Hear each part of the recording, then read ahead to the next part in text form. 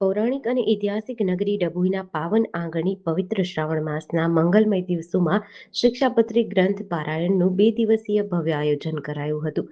સતરગામ પટેલવાડી ખાતે યોજાયેલ આ પાવન પ્રસંગે સમગ્ર વાતાવરણ ભક્તિ અને આધ્યાત્મિક ઉલ્લાસથી ગુંજી ઉઠ્યું હતું.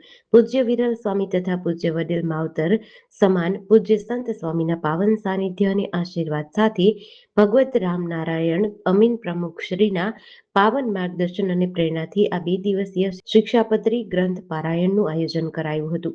ભગવાન શ્રી સ્વામિનારાયણે પોતાના હસ્તે રચેલી શિક્ષાપત્રી માત્ર એક ગ્રંથ નથી, પરંતુ શ્રી હરિના દિવ્ય વચનોનું પવિત્ર સ્વરૂપ છે.